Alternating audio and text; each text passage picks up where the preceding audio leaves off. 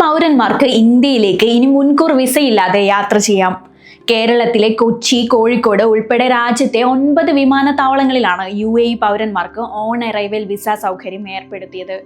ഇതിലൂടെ 60 ദിവസം വരെ ഇന്ത്യയിൽ തങ്ങാൻ പൗരന്മാർക്ക് അനുമതി ലഭിക്കും.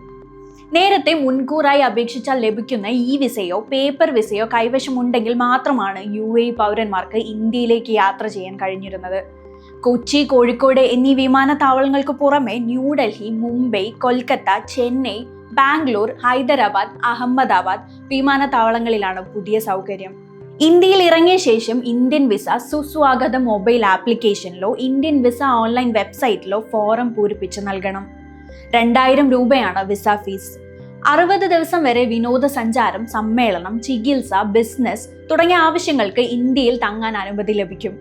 എന്നാൽ സ്വദേശിയുടെ മുത്തച്ഛനോ മുത്തശ്ശിയോ പാകിസ്ഥാൻ പൗരന്മാരോ സ്ഥിര താമസക്കാരോ ആണെങ്കിൽ ഓൺ അറൈവൽ വിസ ലഭിക്കില്ല. അവർ Abu Dhabi embassy, Dubai Indian consulate എന്നിവ വഴി പേപ്പർ വിസ ലഭിച്ചതിന് ശേഷം മാത്രമേ ഇന്ത്യയിലേക്ക് പുറപ്പെടാൻ പാടുള്ളൂ.